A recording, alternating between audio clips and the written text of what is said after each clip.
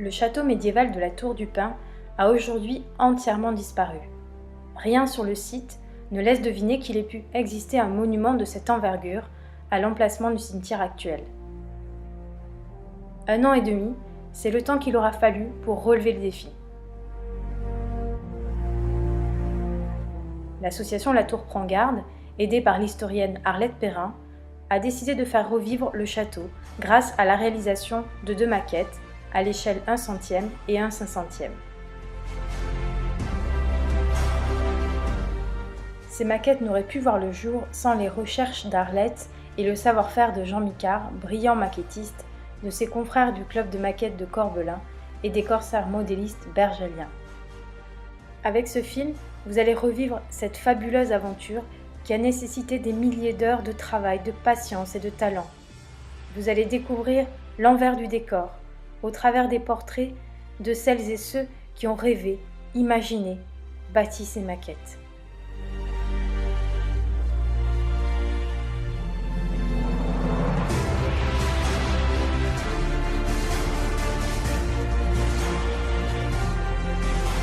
J'habitais le quartier du cimetière et j'ai eu un rêve depuis les années 2000, c'était de refaire la maquette du château et de toute la colline pour essayer de comprendre comment était la Tour du Pin du temps médiéval. Et ce rêve, j'ai eu du mal à le réaliser parce que je n'avais pas assez d'éléments. Et aujourd'hui, ce rêve se réalise.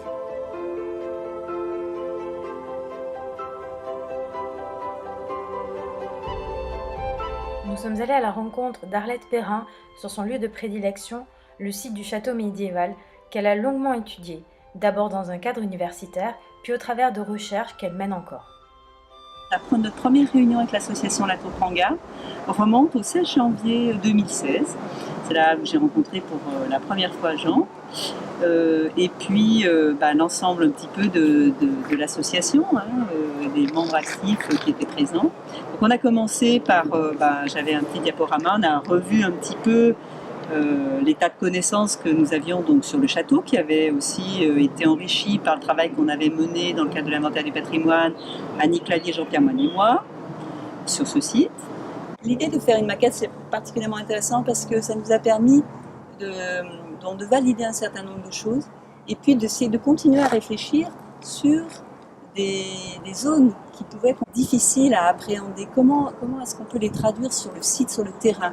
Par exemple, actuellement, on travaille encore avec Jean sur les grands fossés qui étaient attenants au château. C'est très intéressant d'essayer de traduire comme ça en 3D, en volume, ce site. Donc, nous sommes sur le site actuel du château médiéval de la Tour du Pin. Arriver à reproduire le plan du château médiéval sur le site actuel, eh bien, c'est toujours un défi qu'il faut aborder avec beaucoup de modestie. Il est constitué aujourd'hui principalement d'un très très grand parking ici, du cimetière qui a été agrandi à plusieurs reprises, du funérarium qui est tout récent, qui date des années 80, et plus loin, tertre lequel a été érigée une statue de la Vierge au XIXe siècle. Il reste donc presque plus de vestiges sur ce site, hormis le tertre sur lequel nous sommes, le tertre occidental.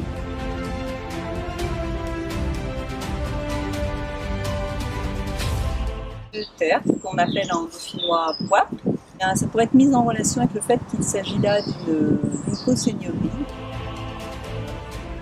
Au nord, se déployait la grande courtine,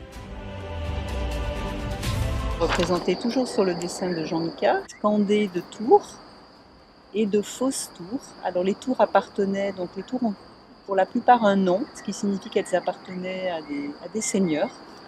Elles avaient certainement été offertes en remerciement de services, à des chevaliers sans doute.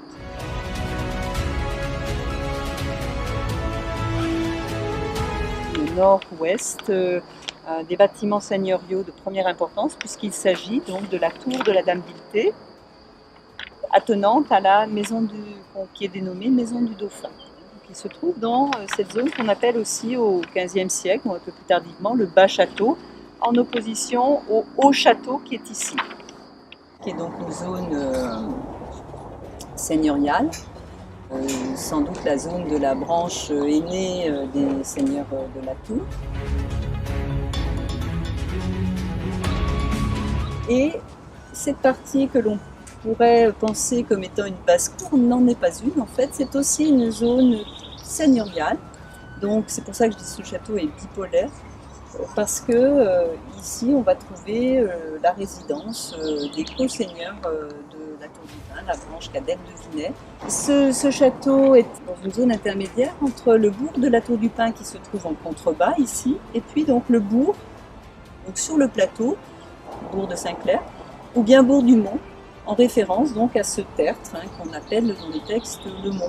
Ce château est donc entouré de puissants fossés, et le bourg du Mont ici, avec l'église paroissiale de Saint-Clair, qui est sans doute aussi la chapelle du château, constitue une défense avancée pour protéger donc le château sur sa région vulnérable. Saint-Clair et la Tour du Pin étaient aussi enserrés d'une puissante courtine, d'un puissant rempart. Ces restitutions sont bien sûr hypothétiques, il faut être très modeste sur ces reconstitutions, même si on pense qu'on a vraiment travaillé au plus près et pour le mieux. On nous demande souvent s'il y a eu des fouilles sur le site du château. La réponse est oui, mais il y a bien longtemps.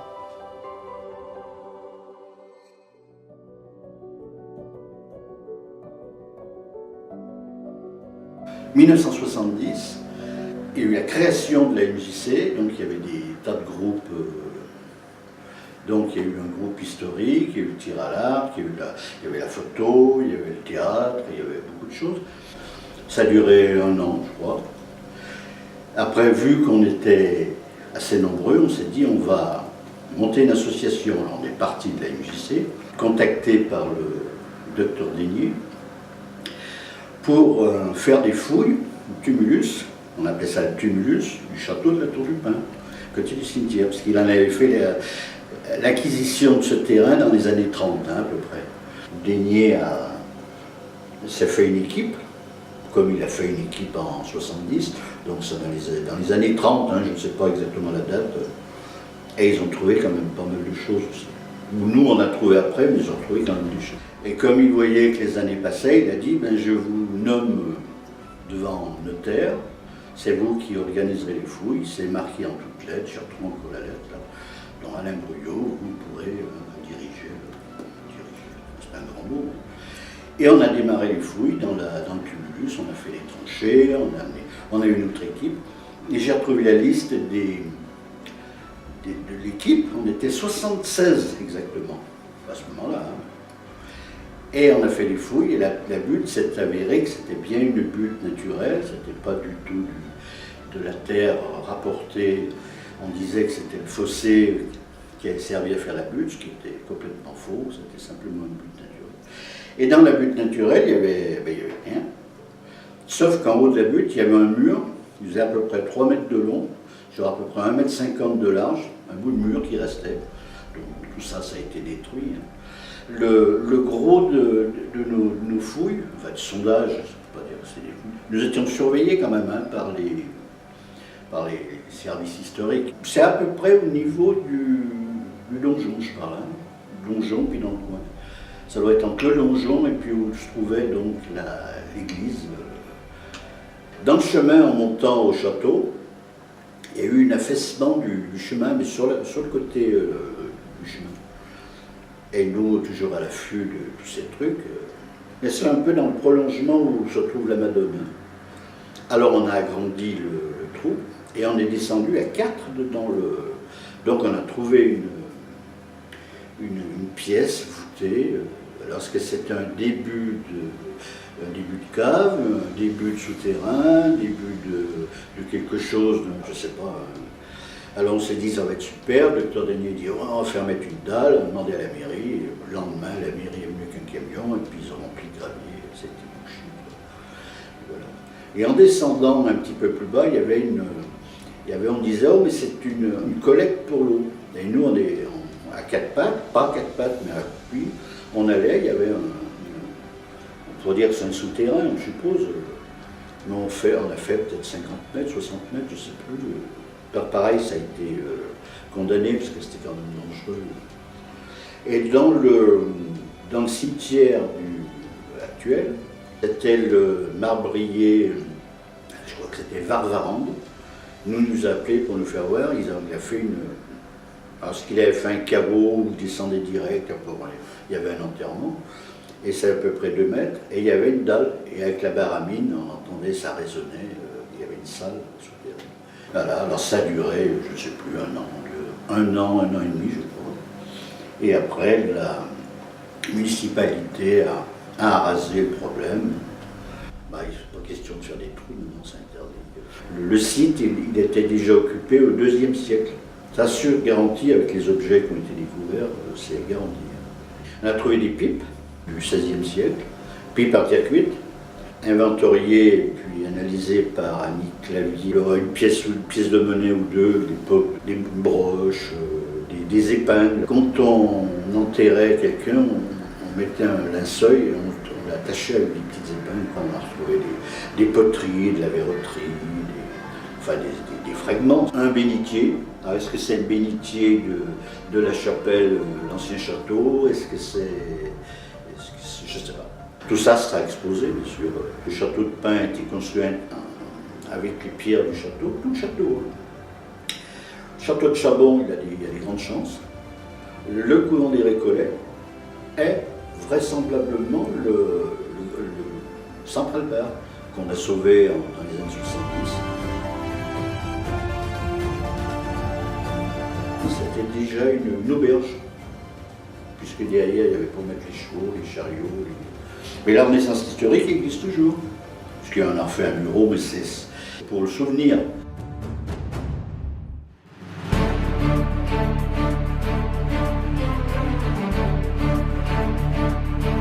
Alors que la réalisation touche à sa fin, Jean Micard nous a reçus chez lui pour nous dévoiler l'envers du décor de cette œuvre d'envergure. Une prouesse aussi bien historique qu'artistique. Ses dimensions sont impressionnantes, 2,55 m par 1,80 m. Plus de 3487 pièces ont été fabriquées à l'unité, spécialement pour la maquette.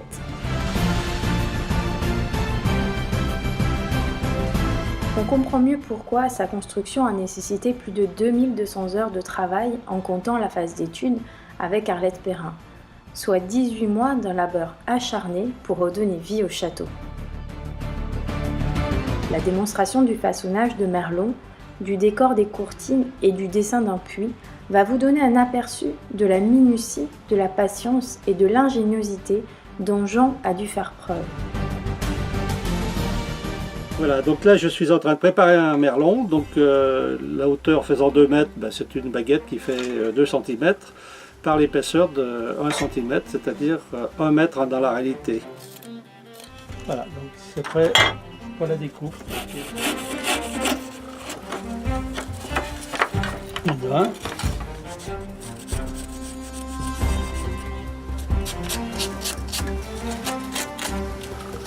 Ici les reliefs en creux pour préparer la peinture, pour simuler les pierres qui composent le merlon. Voilà la façade terminée. Alors là je suis en train de travailler sur un élément de courtine. Donc on commence simplement par faire 4 traits de façon à simuler donc les pierres qui sont taillées, donc régulières. Donc à peu près, moi j'ai estimé 4 couches. Et ensuite nous passons donc au tout venant que vous avez ici, donc en réalisant à main levée donc un certain nombre de détails. Donc là, pour je dirais les gros morceaux de pierre qui sont incrustés dans la muraille.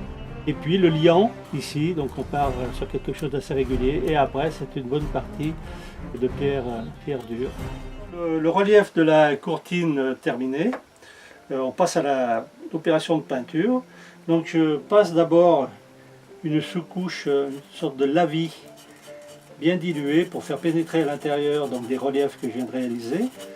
Le gris a été retenu comme la peinture qui devait représenter la période de 1339 qui est notre base d'études et de réalisation de la maquette. Les 2 autres périodes que nous avons pris en compte seront traitées en marron et une base beige clair. Là, j'essuie la surface. Ensuite, donc, je passe une couche de blanc et je recherche la teinte grise qui me convient. Donc, je passe d'abord quelque chose d'uni.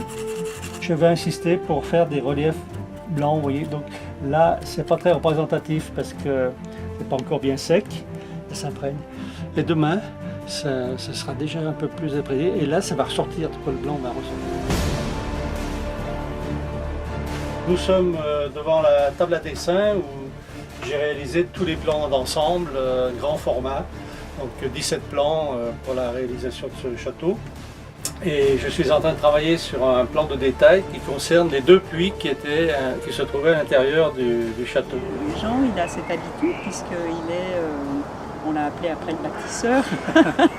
C'est vrai, il passe à la production.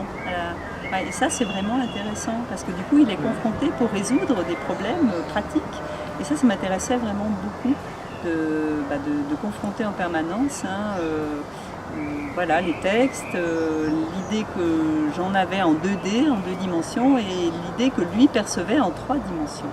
On avait choisi pour la maquette l'échelle du centième, donc ce qui va faire une maquette qui va couvrir à peu près 2,50 m par 1,80 m pour la partie château-sol. Ça ne nous permet pas de faire la partie du village qui lui-même est entouré de remparts et de défense. Donc on a décidé avec la Tour Prendante de confier une seconde maquette au club de maquette de Corbelin qui est plutôt spécialisé dans la miniature et qui va faire une maquette au 1/500e au lieu du centième, donc on est 5 fois plus petit, ce qui nous permet d'avoir tout l'environnement complet du château, la colline, on aura donc tous les emplacements de fossés et le village.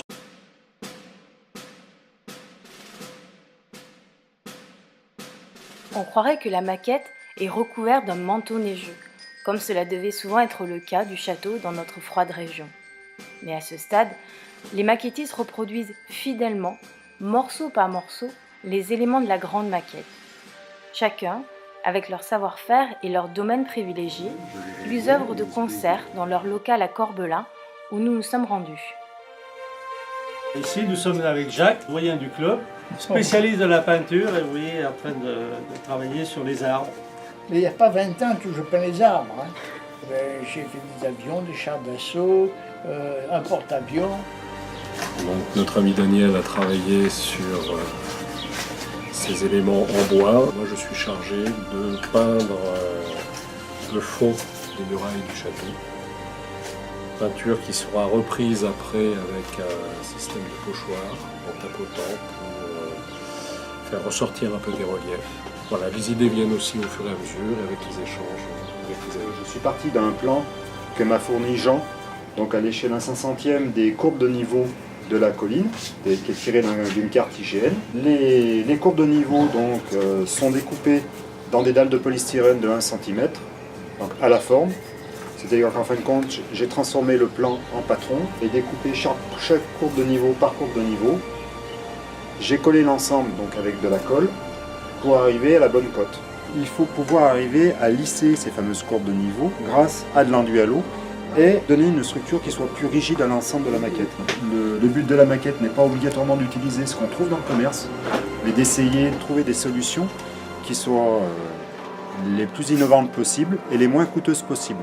J'ai utilisé une éponge qui sert à la douche et qui me permet d'armer l'enduit. Mon premier métier, c'était menuisier. Et puis, au bout d'un certain temps, j'ai été passé en production, c'était plus intéressant. Voilà. Ma passion, c'est les petits meubles en bois. Le premier truc que j'ai fait, c'est ça, petit coffret, petit coffre. C'est Jean-Claude qui a conçu les maisons miniatures du village de Saint-Clair. Il a aussi confectionné les puits dessinés par Jean.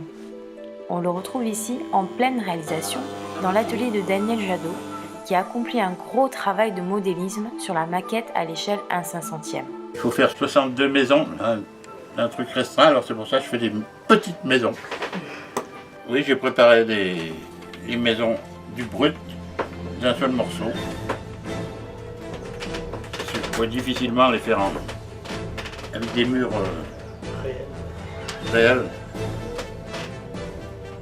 Et puis j'ai découpé les toits dans du plaquage de bois. Et puis je fais le semblant de tabaillon dessus. Parce que mettre des tabaillons comme ça, si petits, c'est pas possible.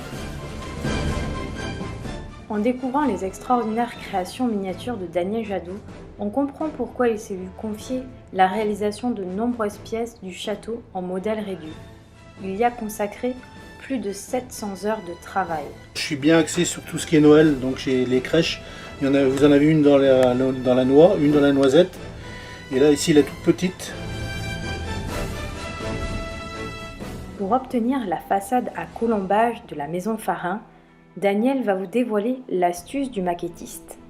Le but, c'est d'obtenir une façade comme nous retrouvons ici. Là, on prend une photo le plus près possible. Voilà. Une fois que la photo est prise, donc je vais la transférer sur l'ordinateur.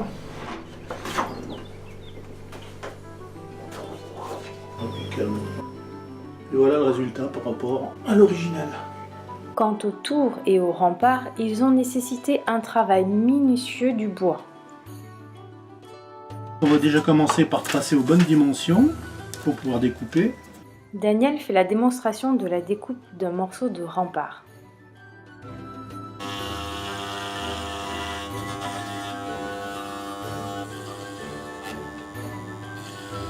Voilà ce qui fait le mur d'enceinte, parmi tant d'autres.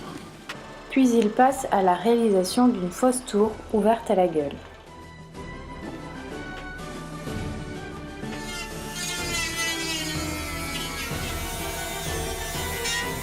Tour, ronde, donc après il y a les deux parties qui viennent ici, et la tour est terminée.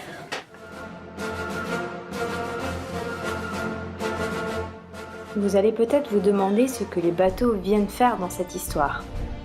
Le club des corsaires modélistes de Bourgoin-Jallieu, donc c'est un club qui existe depuis 2004. On a une quarantaine de membres passionnés, on construit donc des maquettes de bateaux, donc maquettes fonctionnelles, donc on essaie effectivement chaque fois de respecter non seulement les proportions du bateau, mais en même temps les fonctionnalités. On a au sein du club une diversité de parcours professionnels différents, ce qui nous permet de mutualiser un petit peu certaines réalisations. On a des spécialistes de la mécanique, on a des spécialistes de l'électricité, de l'électronique, et entre nous, donc, c'est tout un partage de savoir-faire qui nous permet de progresser et de prendre du plaisir à construire ces maquettes. Voilà. Le lien vient de Jean Micard, membre des Corsaires. Il a fait appel à ses confrères pour réaliser certaines tours de la maquette à l'échelle du 1/100e. Donc à partir d'un caisson en balsa fabriqué par notre ami Jean, on va essayer de faire un peu ce schéma, cette tour. Donc dans le premier temps, on va d'abord casser les angles pour éviter que l'outil ne tape trop dans le balsa et le décolle. Donc ça se fait avec la tôle émeric qui est montée sur une cale à poncer. Là on le met sur la machine, sur le tour. Donc on répète l'opération jusqu'à ce qu'on soit à la côte, quoi. Alors pour faire ce toit là, on est parti d'un morceau de balsa rond. On incline le chariot de l'outil à la pente que l'on veut. Et après, comme le tour à ce petit chariot là n'a jamais d'avance automatique, donc on est obligé de le faire systématiquement en manuel.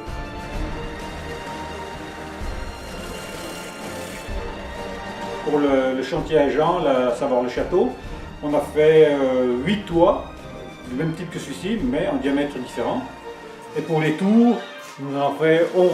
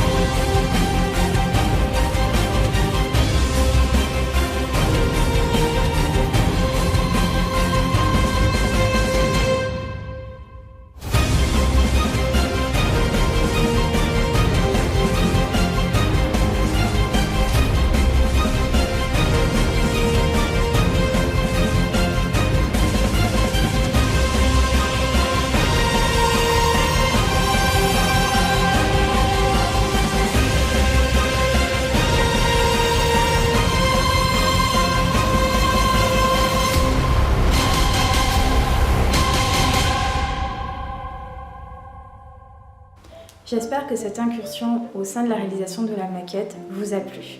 Ce projet nous tient à cœur et je remercie tous celles et ceux qui ont participé. Maintenant, tout n'est pas terminé. Il reste à trouver à la maquette un lieu qui la mettra en valeur et à signaler sur le site du château son existence passée. Cela sera possible grâce à la mise en place d'une table de lecture l'an prochain et pour laquelle nous avons fait un appel aux dons. Je remercie les personnes qui ont répondu, ainsi que nos partenaires, la mairie de la Tour du Pin et le conseil départemental de l'Isère. Voilà, l'aventure continue.